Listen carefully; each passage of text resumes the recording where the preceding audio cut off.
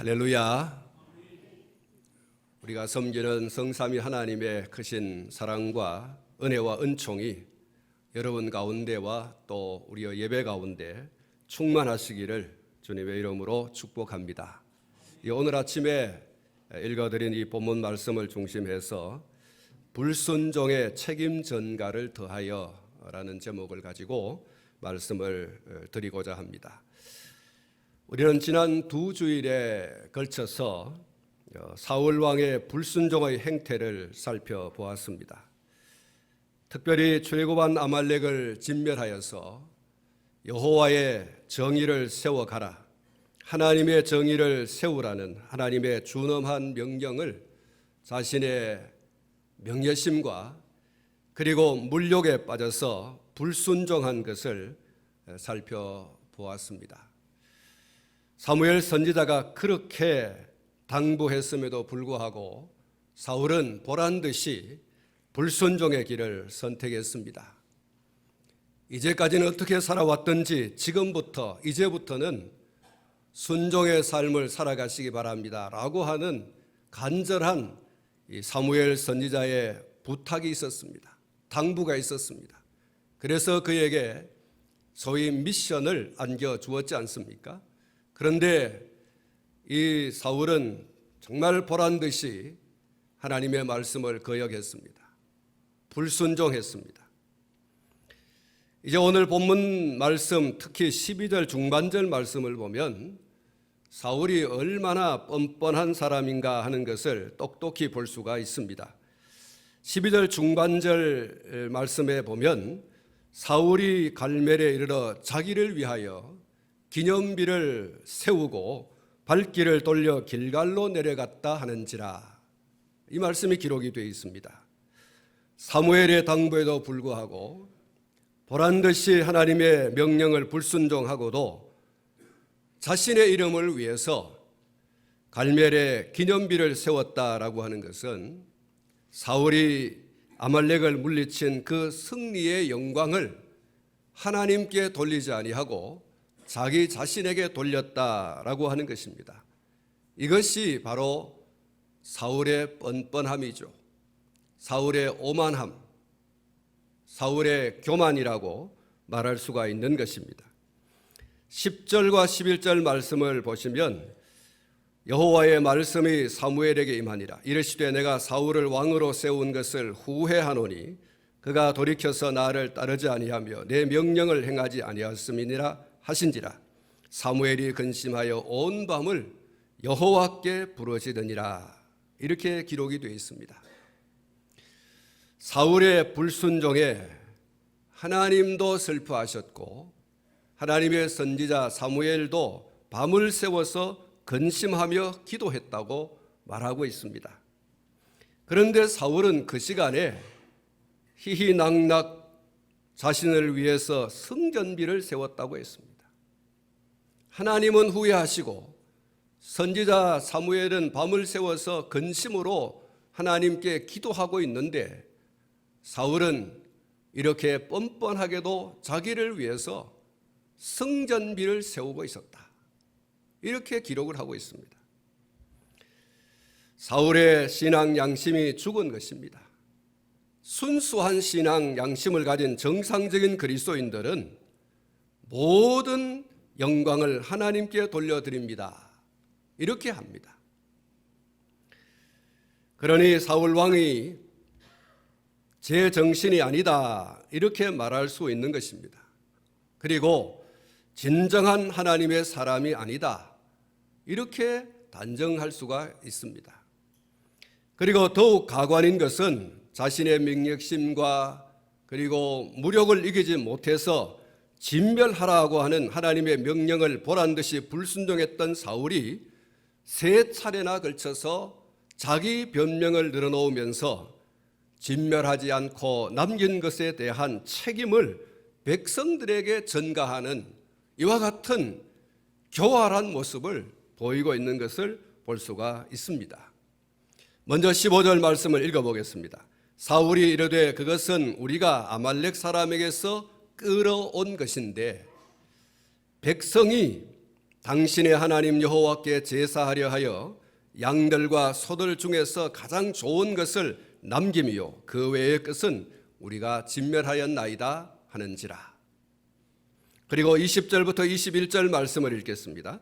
사울이 사무엘에게 이르되 나는 실로 여호와의 목소리를 청종하여 여호와께서 보내신 길로 가서 아말렉 왕 아각을 끌어왔고 아말렉 사람을 진멸하였으나 다만 백성이 그 마땅히 멸할 것 중에서 가장 좋은 것으로 길갈에서 당신의 하나님 여호와께 제사하려고 양과 소를 끌어왔나이다 하는지라.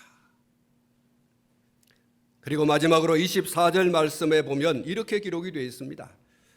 사울이 사무엘에게 이르되 내가 범죄하였나이다. 내가 여호와의 명령과 당신의 말씀을 어긴 것은 내가 백성을 두려워하여 그들의 말을 청종하였음이니이다. 이렇게 기록을 하고 있습니다. 여러분, 이 세 구절의 말씀을 보면 이렇게 주목되어지는 말씀이 있습니다. 백성이, 그리고 백성이, 그리고 백성을 이라고 하는 말씀이에요. 백성이 백성을 이렇게 말하고 있어요. 그런데 9절 말씀을 보면 사울과 백성이라고 분명히 적시하여 말씀하고 있습니다. 하나님께서 사무엘 선지자를 통해서 사울과 백성이 불순종했다라고 분명히 지적을 하고 있습니다. 그러므로 사울 자신은 남길 생각이 조금도 없었다. 백성들이 독단적으로 한 행위다.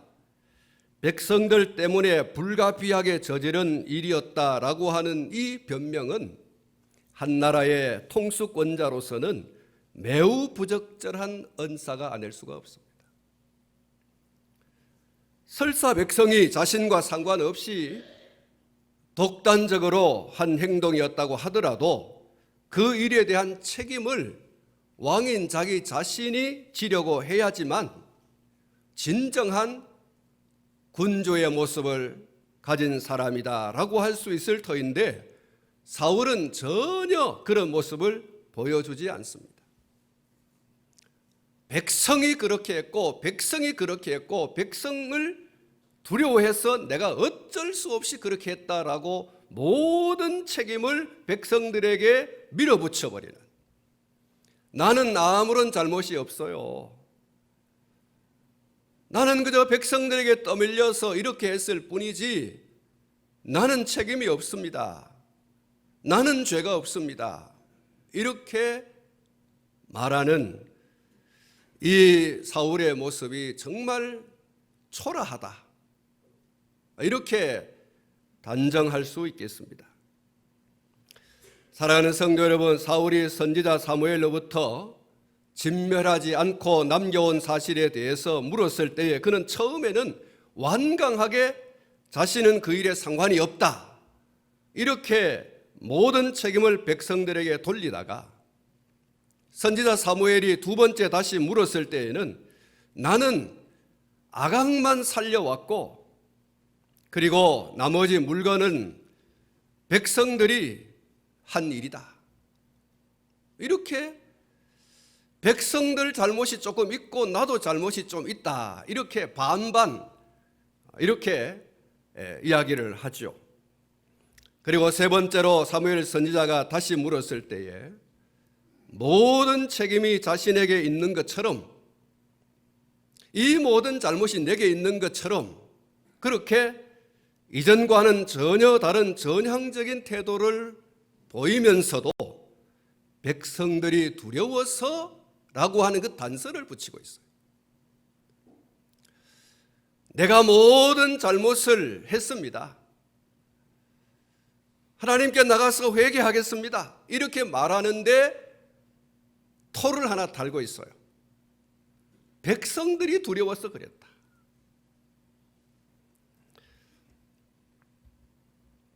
구차한 변명을 들어놓는 것이죠. 우리는 사울의 이런 구구한 변명을 듣고 책임을 백성들에게 전가하는 모습을 보면서 누군가를 떠올릴 수 있습니다. 제가 설교를 준비하면서 이 누군가를 떠올렸습니다. 그 누군가가 누구이겠습니까? 창세기 3장에서 소개되는 아담과 하와입니다. 창세기 3장 9절부터 13절의 말씀을 보면 이렇게 기록이 되어 있죠. 여호와 하나님이 아담을 부르시며 그에게 이르시되 내가 어디 있느냐? 이르되 내가 동산에서 하나님의 소리를 듣고 내가 벗었으므로 두려워하여 숨었나이다. 이르시되 누가 너의 벗었음을 내게 알렸느냐? 내가 내게 먹지 말라 명한 그 나무 열매를 내가 먹었느냐? 아담이 이르되 하나님이 주셔서. 이 부분이 중요해요. 하나님이 주셔서 나와 함께 있게 하신 여자, 그가 그 나무 열매를 내게 줌으로 내가 먹었나이다. 여호와 하나님이 여자에게 이르시되 내가 어찌하여 이렇게 하였느냐? 여자가 이르되 뱀이 나를 꿰므로 내가 먹었나이다. 이렇게 기록이 되어 있습니다. 아담과 하와가 하나님께서 먹지 말라고 한 선악과를 따 먹어버렸습니다. 그리고 그 후에 하나님께서 숲을 사이에 숨어있는 그들을 찾아가셔서 먹었느냐? 이렇게 물으셨습니다. 그들의 행위에 대해서 하나님께서 물으셨죠. 그때 그들의 대답이 바로 그들의 잘못된 행위에 대한 책임을 타인에게 돌렸다라는 것입니다. 나는 잘못이 없어요. 나는 잘못이 없어요. 아담도 하와도 선악과를 먹게 된 자기들의 그 행위에 대해서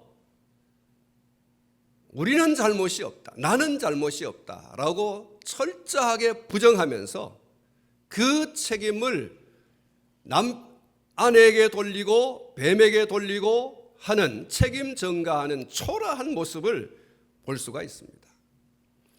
하나님이 만들어서 내게 준 여자가 주어서 먹었고 뱀이 꿰어서 내가 먹었습니다 라고 말하고 있습니다. 아담과 하와도 모두가 다 나는 죄가 없다라고 했어요. 죄가 있다고 한다면 나에게 여자를 만들어준 하나님께 있는 거 아닙니까? 라고 하나님께 마저도 그 책임을 전가하려고 하는 이 아담의 모습을 볼 수가 있어요. 선악과를 내게 건네준 여자, 그게 문제 아니에요. 여자 때문에 내 신세가 오늘 망조가 들었어요. 여자 때문이에요.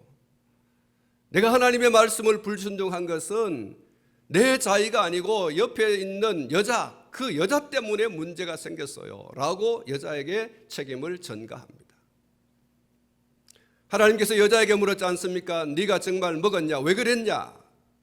하나님, 내가 자의로 그런 게 아니에요. 뱀이 나를 자꾸 꿰었기 때문에 내가 그 꿰임에 속아서 넘어간 것이지 나는 잘못이 없어요 하고서 그 책임을 뱀에게 돌리고 있는 것을 봅니다. 여러분, 아무도, 아담도 하와도 아무도 이게 내 책임이다 라고 그 책임을 스스로 지고 그것에 대한 결과에 대해서 내가 다 지겠다라고 하는 그런 어떤 모습이 전혀 없어요. 내가 주범이라고 말하지도 않았고 아무도 책임을 지지도 않습니다. 심지어 아담과 하와가 선악과를 먹기까지 충동질을 시작하고 충동질을 그치지 않았던 뱀은 아담과 하와가 하나님께로부터 선악과를 먹은 일에 대해서 질문을 받고 그리고 궁지에 몰릴 그때에 선뜻 나서서 하나님, 그거 내가 그랬습니다. 뱀이 그렇게 말을 하지 않았어요. 두 사람이 하나님께 선악과를 따먹은 것에 대해서 질문을 받고 추궁을 당하고 있을 때 침묵했어요. 사랑하는 성도 여러분, 누군가가 나로 하여금 범죄하게 만드는 주 요인이 되고 불쏘시개가 되고 그렇게 할 때에 그가 모든 책임을 져줄 것이다. 여러분, 그렇게 생각하지 마세요. 절대로 책임 안 져줍니다. 여러분, 뱀이 아담과 하와가 추궁을 당하고 있을 때 입 싹 닦았어요. 난 전혀 모르는 일이다. 한 번도 나서서 내가 그렇게 부추겼고 내가 그렇게 충동질했고 선악과를 먹으면 눈이 밝아지고 하나님처럼 된다라고 하는 그 얘기를 제가 했습니다 라고 한 번도 자기의 입술로 이야기하지 않습니다. 아예 그는 그 자리에 없는 것처럼 여깁니다. 한 번도 그렇게 그 모든 원인을 자기에게 돌리는 말 한마디 거들지 않아요. 죽은 것처럼 아무 반응도 보이지 않았습니다. 존 비비어가 순종이라고 하는 책을 통해서 이렇게 말했어요. 회개할 마음이 없는 사람은 불순종이 발각되면 남을 탓한다. 자기 행동을 책임지지 않는다. 사랑하는 성도 여러분, 아담과 하와는 회개할 마음이 없어요. 그러니까 자기 자신들의 불순종이 드러나게 되어졌을 때 남을 탓하고 그 자기의 행동에 대해서 책임을 지려고 하지 않는 거예요. 사랑하는 성도 여러분, 죄는 남을 탓하고 남에게 죄에 대한 책임을 미룬다고 해서 해결되는 것이 아니에요. 여러분, 이 점을 분명히 해야 돼요. 죄는 절대로 남을 탓하고 남에게 책임을 전가한다고 해서 그것이 해결되는 것이 아니다. 그럼에도 불구하고 왜 자꾸만 사람들이 자신이 지은 죄에 대해서 남을 탓하고 그 책임을 회피하고 남에게 미루려고 할까? 왜 그럴까요? 오늘 저도 여러분도 다 죄를 지어봤지 않습니까? 그 죄를 지었을 때 우린 스스로 내가 잘못해서 한 게 아니고 상대방 때문에 그런 거야. 그 사람이 거기 있었고 그 사람이 그 말을 내게 했고 이렇게 해서 그 모든 책임을 다른 사람에게 전가하려고 하는 그런 것들이 혹 없었습니까? 왜 그렇게 했죠? 그렇게 하는 이유가 뭐죠? 그 죄에 대한 책임 때문에 그렇습니다.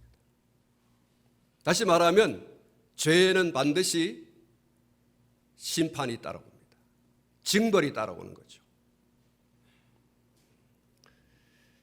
죄에 대한 두려움, 죄의 결과에 대한 두려움, 그 사실을 알기 때문에 그래서 남을 탓하고 책임도 전가하려고 하는 것입니다. 그러나 여러분 분명합니다. 죄는 솔직하게 인정하고 회개할 때 비로소 해결된다는 거예요. 내 잘못입니다. 내가 책임은 지겠습니다. 여러분, 이게 죄를 해결할 수 있는 방법이에요. 죄를 없앨 수 있는 방법이에요. 그런데 끝까지 나는 잘못이 없어요. 내가 그 죄에 대한 결과에 대한 그 책임 내가 다 질 수 없어요. 이렇게 하면서 남을 탓하고 그 책임을 다른 사람에게 미루고 이렇게 한다고 해서 내가 지은 죄에 대해서 문제가 해결되냐? 그렇지 않습니다.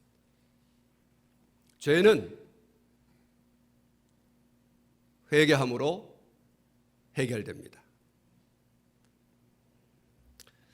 서울신학대학교에 석좌 교수로 있는 홍성철 목사님이 회개하라 천국이 가까이 왔느니라고 하는 책에서 이렇게 말했습니다. 구원의 감격은 나를 죄인으로 인정하고 하나님께 돌아오는 회개를 전제로 한다. 마음을 찢고 애통한 마음으로 회개하는 자만이 천국을 기대할 수 있다는 의미이다. 때문에 세례 요한과 예수님이 첫 번째로 외쳤던 말씀은 회개하라 천국이 가까이 왔노니 였다. 이들의 외침은 복음의 본질을 잃어가는 한국교회가 진정으로 전해야 할 말씀이 무엇인지 잘 드러내고 있다. 할렐루야. 여러분, 그리스도인들에게서의 최고의 기쁨과 즐거움과 만족과 행복은 돈에 있지 않습니다. 세상의 권력에 있지도 않아요. 세상의 지식을 쌓아가는 그것에 있는 것도 아닙니다. 그런데 오늘 예수 믿는 저와 여러분들이 추구하는 게 뭡니까? 예수 그리스도를 믿음으로 말미암아 구원 얻은 저와 여러분들에게 기쁨과 즐거움이 어디에 있습니까? 여전히 우리는 세상의 물질과 세상의 권력과 그리고 세상의 학벌과 그런 소위 스펙들에 우리는 관심이 너무 많아요. 우리의 기도 90% 정도는 다 세상과 세상에 속한 것들이죠. 그것을 우리는 하나님께로부터 복을 받았다라고 사람들에게 간증거리로 내어놓지 않습니까? 정말로 그것이 예수 그리스도 안에 있는 저와 여러분들에게 가장 큰 기쁨이고 우선적인 즐거움이라고 여기고 있는 것입니까? 성경이 우리에게 그것을 말하고 있습니까? 우리의 기쁨과 즐거움과 만족과 행복은 진정으로 우리의 죄가 예수 그리스도의 보혈로 탕감받고 예수 그리스도 안에서 진정한 자유와 해방을 얻는 바로 그것에 있는 줄로 믿습니다. 그래서 여러분, 오늘 강단이 성도들 여러분들에게 입맛에 맞추는 설교, 예수 믿으면 복 받습니다, 예수 믿으면 잘 됩니다, 거기에 초점 맞춰 있다는 거예요. 그래서 이 홍성철 목사님이 하신 얘기에 오늘 저와 여러분들이 주목할 필요가 있어요. 복음의 본질을 잃어가는 한국 교회가 진정으로 전해야 할 말씀이 무엇인가? 복음의 본질이 어디에 있습니까? 세상과 세상에 속한 것이 우리에게 소유되어지는 것입니까? 아니면 우리의 허물과 죄가 예수 그리스도의 피로 씻음받는 것입니까? 그리고 하나님의 아들 되고 천국의 백성 되는 그것이 우리의 진정한 행복이요 기쁨이요 즐거움입니까? 예수 믿고 구원받은 저와 여러분들에게 있어서 진정 복음의 본질이 무엇인가? 여러분, 오늘 저와 여러분이 붙들 수 있기를 축복합니다. 여러분, 오늘 성도들이 강단을 질들어가고 있어요. 변함없는 하나님의 말씀이 이 강단을 통해서 선포되어져야 하는데 성도들이 강단을 자기들 마음대로, 여러분 마음대로 만들어가고 있지 않습니까? 내 마음에 좀 맞는 설교 해주세요.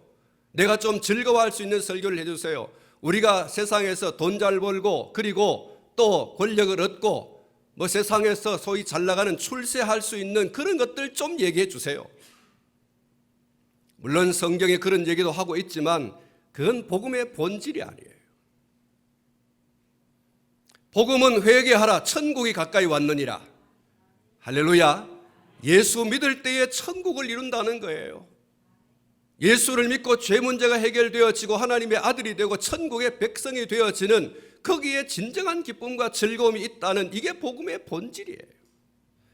예수 안에서 예수 믿는 기쁨과 즐거움을 누리게 해주세요. 내가 죄 사함 받은 기쁨과 즐거움을 더 누리게 해주세요. 내가 하나님 나라의 소망으로 든든히 살아갈 수 있도록 해주세요. 여러분, 이게 복음의 본질이고 저와 여러분들의 기도의 90% 이상이 그런 기도의 제목이어야 되는 거예요.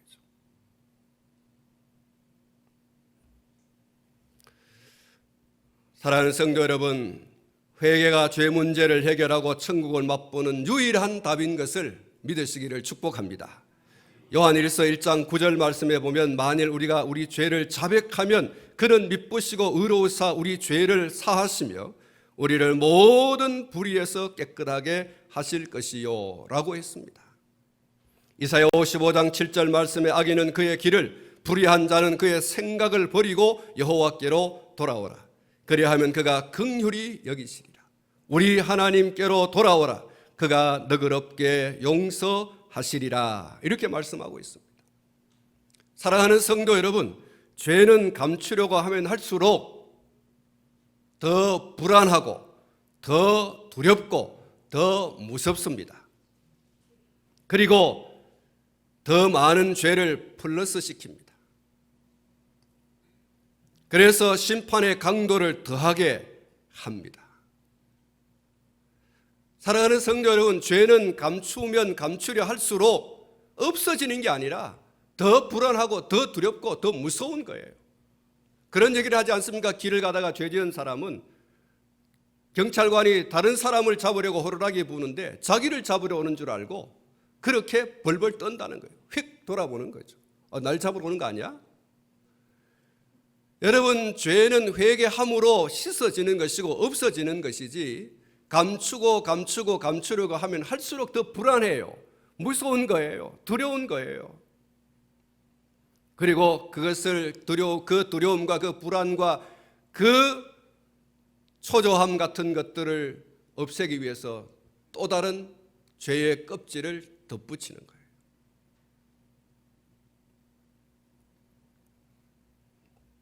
성경 두 곳만 소개하려고 합니다. 먼저 요한계시록 2장 5절 말씀인데요. 그러므로 어디서 떨어졌는지를 생각하고 회개하여 처음 행위를 가지라. 만일 그리하지 아니하고 회개하지 아니하면 내가 내게 가서 내 촛대를 그 자리에서 옮기리라. 회개를 촉구하면서 회개하지 않을 때에 촛대를 옮겨버리겠다. 구원의 기쁨과 즐거움과 만족과 행복이 사라져버리도록 촛대를 옮겨버리는 이 무서운 징벌이 있다는 사실을 기억해야 됩니다. 요한계시록 2장 22절 볼지어다 내가 그를 침상에 던질 터이요 또 그와 더불어 간음하는 자들도 만일 그의 행위를 회개하지 아니하면 큰 환난 가운데 던지고라고 말씀하고 있습니다. 여러분이 요한계시록 2장 5절과 2장 22절 말씀 가운데 회개하지 아니하면 이라고 하는 말씀이 여러분 주목되고 있습니다. 회개해야 되는데 회개하지 않고 자꾸 감추려고 하면 더 큰 심판을 불러오게 되는 거죠. 왜 더 큰 심판을 불러옵니까? 그 죄를 가리기 위해서 또 거짓말을 하고 또 거짓말을 하고 또 죄를 짓는 거죠.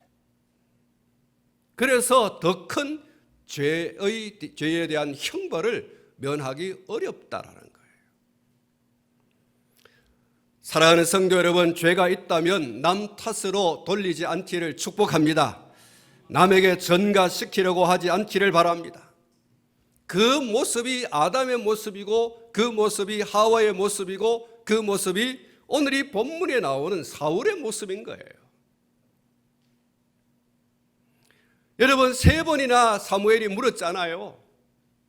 너 왜 그랬어? 왜 그랬어? 왜 그랬어? 여러분 이것은 죄를 추궁하기 위한 것이라기보다는 기회를 주는 거예요. 하나님의 긍휼과 인자와 자비인 거예요. 돌아와라 라고 하나님께서 계속해서 사울에게 말씀을 하고 있지 않습니까? 그런데 사울은 계속해서 변면만 늘어나요. 백성들 때문에요. 이렇게 말하고 있어요.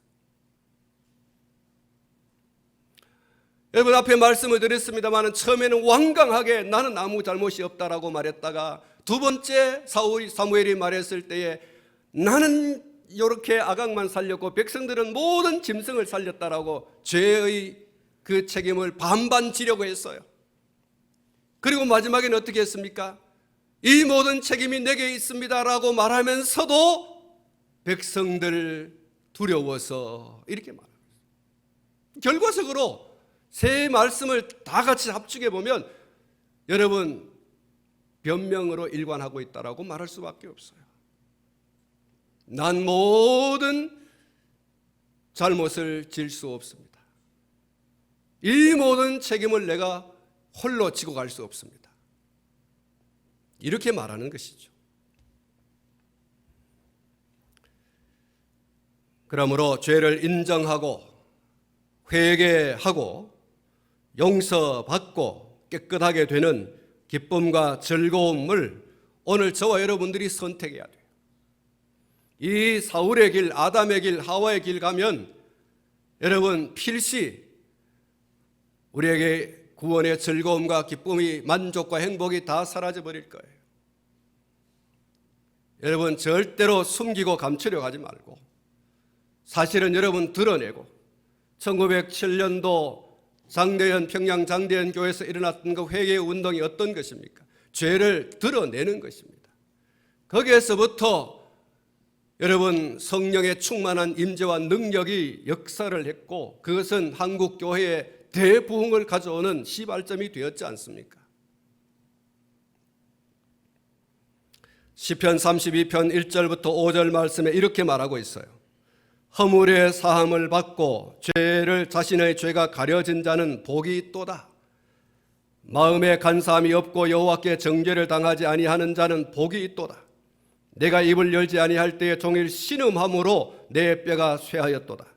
주의 손이 주야로 나를 누르시오니 내 진액이 빠져서 여름 가뭄의 마름같이 되었나이다. 내가 이르기를 내 허물을 여호와께 자복하리라 하고 주께 내 죄를 아뢰고 내 죄악을 숨기지 아니하였더니 곧 주께서 내 죄악을 사하셨나이다. 셀라. 할렐루야. 사랑하는 성도 여러분, 이 시인이 그렇게 고백을 하고 있어요. 내가 죄를 토설하지 않고 내 속에 그냥 숨겨두었을 때에 나는 정말 괴로워서 못 견뎠다는 거예요. 내가 숨기려고 했지만 그 죄는 나를 정말 고통스럽게 했고 여름 가뭄의 마름같이 그렇게 되었다라고 고백을 하고 있어요. 그러다가 죄를 토설했어요. 내 허물을 여호와께 자복하리라. 한번 따라 하십시다. 내가 여호와께 자복하리라. 뭘 자복했습니까? 허물이라고 했어요. 내가 내 허물을 여호와께 자복하리라 하고 주께 내 죄를 아뢰고 내 죄악을 숨기지 아니했더니 곧 주께서 내 죄악을 사하셨나이다. 이 죄 사함 받은 기쁨과 즐거움을 1절에서 그가 이렇게 고백했어요. 허물의 사함을 받고 죄가 가려진 자는 복이 있다. 이게 여러분, 저와 여러분들이 예수 믿는 자들이 누리는 가장 큰 기쁨이고 최우선의 즐거움인 거예요. 죄를 숨기지 아니하고 그것을 자복했더니 주께서 내 죄악을 사하시고 내가 얼마나 기뻐하고 얼마나 즐거워하고 얼마나 만족하고 얼마나 행복했는지 모른다. 여러분, 이 시인의 기쁨과 즐거움과 감사와 만족과 행복이 우리 모두의 것이 되기를 축복합니다. 그러기 위해서 뭐가 있어야 됩니까? 내가 내 죄를 아뢰고 내 죄악을 숨기지 않는 거예요. 내 허물을 여호와께 자복하는 여러분 그 중대한 결단, 내가 죄인입니다. 나를 죽여주십시오. 이런 절절한 통회 자복이 하나님 앞에 있을 때 하나님께서 죄를 속하고 죄를 사하시고 죄 사함 받은 자의 기쁨과 즐거움과 만족과 행복을 누리게 하신다는 거예요. 찬송가 254장에 보면 내 주의 보혈은 정하고 정하다. 내 죄를 정케 하신 주 날로라 하신다. 내가 주께로 지금 가오니 십자가의 보혈로 날 씻어주소서. 여러분, 찬송을 좀 펴셨어요. 이 찬송을 좀 같이 불렀으면 좋겠어요. 정말로 사죄하는 마음으로 하나님 앞에 오늘 이 시간에 시인의 기도와 시인의 그 허물의 사함을 얻고 기뻐하고 즐거워하고 감사하고 만족하고 행복했던 그것이 오늘 우리에게 회복되어지고 누려질 수 있는 그런 시간이 되시기를 바랍니다. 254장 찬송 우리 함께 부르도록 하겠습니다. 내 주의 보혈은 정하고 정하다. 내 죄를 정케 하신 주 날 오라 하신다. 내가 주께로 지금 가오니 십자가의 보혈로 날 씻어주소서. 약하고 추해도 주께로 나가면 힘 주시고 내 추함을 고시서 주시네. 내가 주께로 지금 가오니 십자가의 보혈로 날 씻어주소서. 큰 죄인 복받아 큰 죄인 복받아 살 길을 얻었네. 한없이 넓고 큰 은혜 베풀어 주소서. 내가 주께로 지금 가오니 십자가의 보혈로 날 씻어주소서. 그 피가 마음속에 큰 증거 됩니다. 내 기도 소리 들으사 다 허락하소서. 내가 주께로 지금 가오니 십자가의 보혈로 날 씻어주소서. 내가 주께로 지금 가오니 십자가의 보혈로 날 씻어주소서.